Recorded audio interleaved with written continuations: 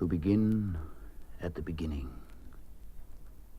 It is spring, moonless night in the small town, starless and Bible black, the cobbled streets silent and the hunched quarters and rabbits' wood limping invisible down to the slow black,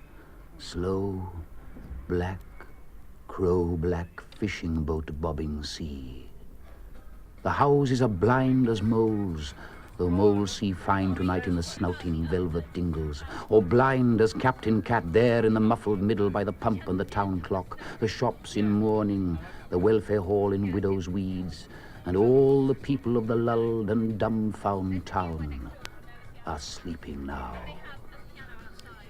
Hush, the babies are sleeping, the farmers, the fishers, the tradesmen and pensioners, cobblers, schoolteacher, postman and publican, the undertaker and the fancy... Just opposite the pub we're on about, the Uplands one, where it's,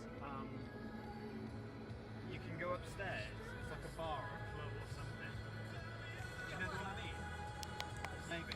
A stranger has come to share my room in the house not right in the head. A girl mad as birds, bolting the night of the door with her arm, her plume. Straight in the mazed bed, she deludes the heaven-proof house with entering clouds, yet she deludes with walking the nightmarish room at large as the dead, or rides the imagined oceans of the male wards. She has come possessed, who admits the delusive light through the bouncing wall. Possessed by the skies, she sleeps in the narrow trough, yet she walks the dust, yet raves at her will on the madhouse boards, worn thin by my walking tears. And taken by light in her arms at long and dear last, I may, without fail, suffer the first vision that set fire to the stars.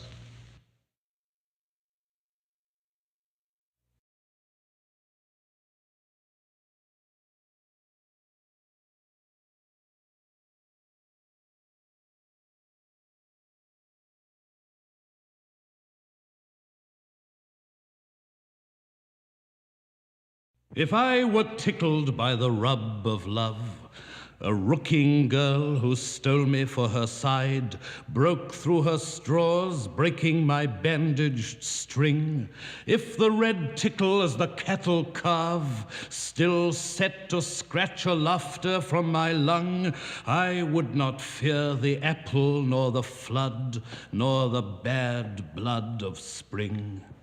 Shall it be male or female, say the cells, and drop the plum like fire from the flesh?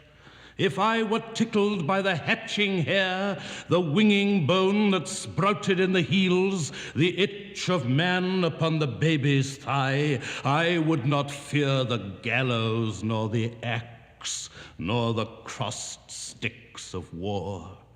Shall it be male or female, say the fingers that chalk the walls with green girls and their men? I would not fear the muscling in of love if I were tickled by the urchin hungers rehearsing heat upon a raw-edged nerve. I would not fear the devil in the loin, nor the outspoken grave. If I were tickled by the lover's rub that wipes away not crow's foot nor the lock of sick old manhood on the fallen jaws, time and the crabs and the sweethearting crib would leave me cold as butter for the flies. The sea of scums could drown me as it broke dead on the sweetheart's toes. This world is half the devil's and my own, daft with a drug that's smoking in a girl and curling round the bud that forks her eye. An old man's shank, one marrowed with my bone, and all the herrings smelling in the sea. I sit and watch the worm beneath my nail, wearing the quick away. And that's the rub, the only rub that tickles. The knobbly ape that swings along his sex from damp love darkness and the nurse's twist can never raise the midnight of a chuckle, nor when he finds a beauty in the breast of lover, mother, lovers, or his 6 feet in the rubbing dust. And what's the rub? Death's feather on the nerve. Your mouth, my love, the thistle in the kiss. My Jack of Christ, born thorny on the tree. The words of death are drier than his stiff. My wordy wounds are printed with your hair.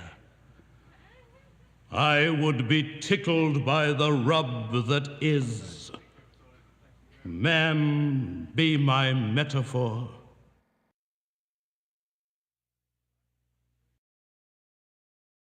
The music of the spheres is heard distinctly over milk wood. It is the rustle of spring. A glee party sings in Bethesda graveyard, gay but muffled. Vegetables make love above the tenors. And the dogs bark blue in the face. Mrs. Ogmore Pritchard belches in a teeny hanky and chases the sunlight with a fly whisk. But even she cannot drive out the spring. From one of the finger bowls, the primrose grows. Mrs. Diebread 1 and Mrs. Diebread 2 are sitting outside their house in Donkey Lane, one darkly, one plumply blooming in the quick, dewy sun. Mrs. Diebread 2 is looking into a crystal ball, which she holds in the lap of her dirty yellow petticoat, hard against her hard, dark thighs. Cross my palm with silver, out of our housekeeping money. Oh. What do you see, Lovey? I see a We'll have time feather to bed jump in places, won't we? with 3 Jump pillows in and on jump it, out. and a text above the bed.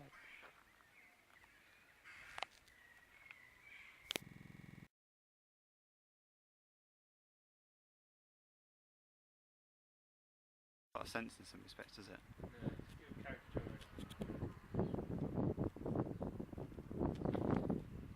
Where the broken glass sits atop the wall, mortared in somewhat in the leaden sky. Come this one. Oh, for the double garages of my youth. I see the boys of summer in their ruin lay the gold tithings barren, setting no store by harvest, freeze the soils. There in their heat the winter floods of frozen loves they fetch their girls and drown the cargoed apples in their tides.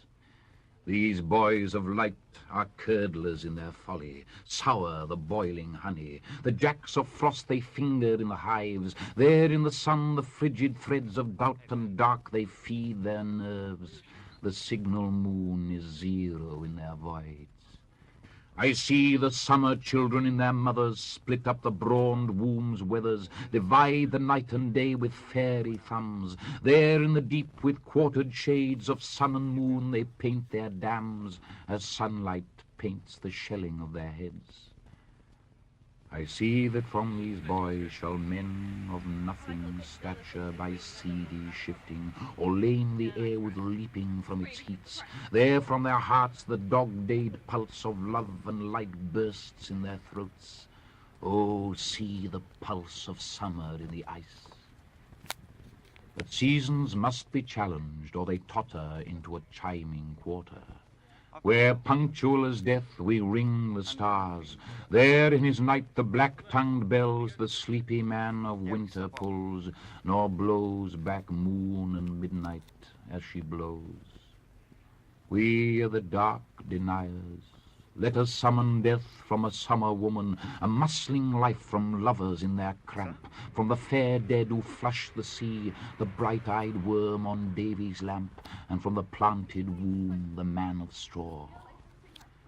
We summer boys in this four-winded spinning, green of the seaweed's iron, hold up the noisy sea and drop her birds, pick the world's ball of wave and froth to choke the deserts with her tides, and comb the county gardens for a wreath.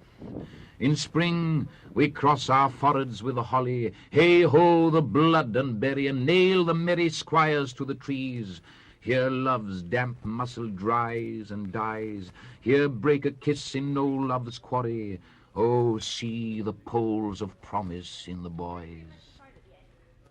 I see you, boys of summer, in your ruin, man in his maggots barren, and boys are full and foreign in the pouch. I am the man your father was. We're the sons of flint and pitch, who see the poles are kissing as they cross. His friends who lived with him in those days, and we liked to start weaving fantasies straight away. I mean, I would walk in on Dylan perhaps, and he would pull out his beer and start nibbling his cake or his apple, and then say, "Hello, Murphy. I wonder what it would be like if one wanted, say, to pull the Glasgow Euston train, or if one were in Scotland down to London using any mice. Could you do it?"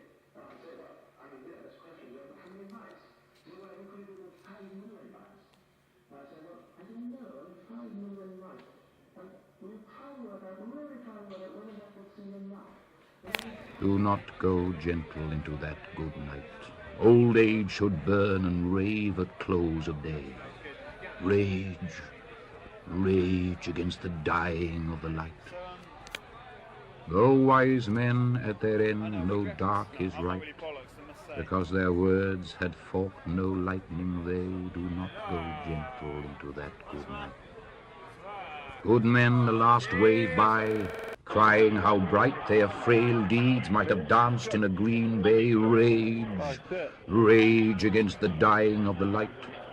Wild men who caught and sang the sun in flight, and learned too late they grieved it on its way. Do not go gentle into that good night. Grave men near death who see with blinding sight, blind eyes could blaze like meteors and be gay. Rage, rage against the dying of the light.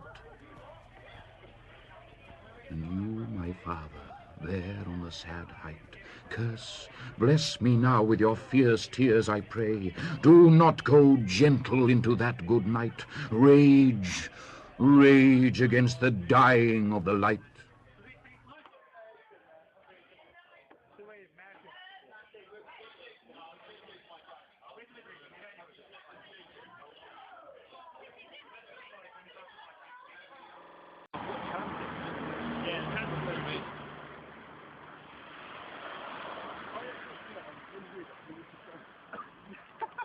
Light breaks where no sun shines. Where no seas run, the waters of the heart push in their tides, and broken ghosts with glowworms in their heads, the things of light, file through the flesh where no flesh decks the bones. A candle in the thighs warms youth and seed and burns the seeds of age where no seed stirs. The hunchback in the park, a solitary mister propped between trees and water, from the opening of the garden lock that let the trees and water enter until the Sunday somber bell at dark, eating bread from a newspaper, drinking water from the chained cup. Trees ran a scarecrow of snow, and fast through the drifts of the thickets antlered like deer, rags and prayers down the knee-deep hillocks, and loud on the numbed lakes, all night lost